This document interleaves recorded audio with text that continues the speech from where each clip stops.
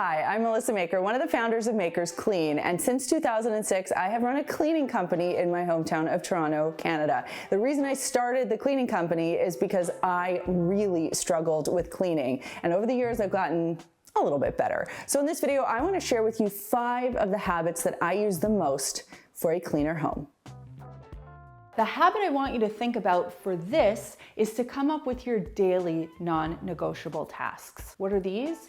They're what make your blood boil on a daily basis. This is going to be different for you than it is for me, than it is for your next door neighbor. So I'll give you a couple of examples. If you work from home and your kitchen table is your workspace, maybe your non-negotiable is that your kitchen table has to be cleaned at the end of each day. A couple of my non-negotiables, the kitchen floor. We've got a cat, we've got a daughter, it just gets messy. So we vacuum this floor every single day. The same thing with unloading the dishwasher. It has to be done in the morning, it has to be run through at night.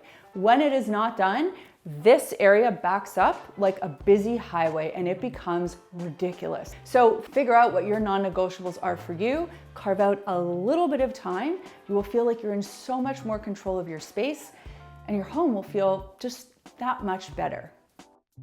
I can tell you that as someone who started a professional cleaning business and had no previous cleaning experience, creating a system was imperative. And then what I did with that system was I translated it into what we now call the 3-wave system, which I've talked about for years. And the 3-wave system had cut my cleaning time in half. And anyone who I've shared this with in depth it's changed them. It's changed the way that they clean. So if you're interested in learning about the 3-wave system in depth, I've got a link for you down below so you can learn more. But the habit you need to get into when it comes to cleaning is to create a system, whatever that is, so that you can go on autopilot and get the job done well, repeatedly. This speaks to the importance of decluttering or kind of finding things that are just out of place or don't belong in your home anymore.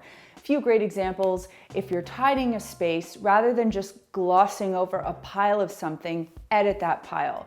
For example, we get magazine subscriptions and we have to constantly edit that so that it's not a big, increasingly large pile of magazines. The same thing can go for clothing or things that you have on your counter or that you stick on the little console table that you have at home when you're coming in.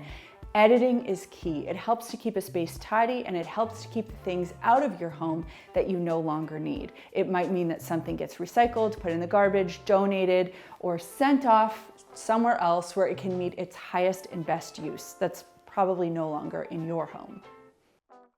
The habit I want you to get into when it comes to selecting your cleaning tools is to get stuff that you love. Because stuff that you love is stuff that you're going to use. And on top of that, when you get the stuff that you love, learn how to use it proficiently. That way you're going to be efficient.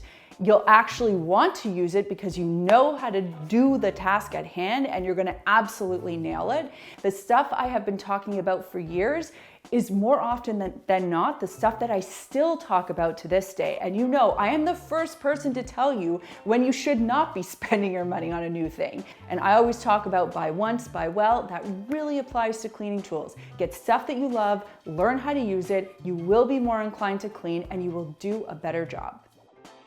Give yourself space, forgive yourself. If your house isn't perfect, it's okay. Even my house, I think it's hilarious when people say, oh, Melissa, your house must be perfect because this is what you do. I always say, like, my house, if you were to step in on an average to really good day, would be like a 7 out of 10. We try our best, but we're busy. We have a daughter, we have a life, and I don't want to spend all my time cleaning. So I do as much as I can, and then I forgive myself for the rest. And it took me a while to get to that place, but I can tell you it's so much easier being here than it is trying to compare myself to some perfect standard that I'm never gonna meet. I hope you found those habits helpful, and I'd love to know in the comments down below, what is that one cleaning habit you know you should do, but you just can't get into? For me, it's making the bed. You know, I'm so hot and cold about making the bed. I know it's an important thing to do, but I just feel like in the mornings I'm so busy, I have other things to get on to my day with. I just don't make the time for it. But when I do, it feels much better. But like I said, that habit's a really hard one for me. So let me know yours in the comments down below. If you'd like to subscribe to the Makers Clean YouTube channel, you can do so by clicking this button right over here. Thanks so much for watching, and we'll see you soon.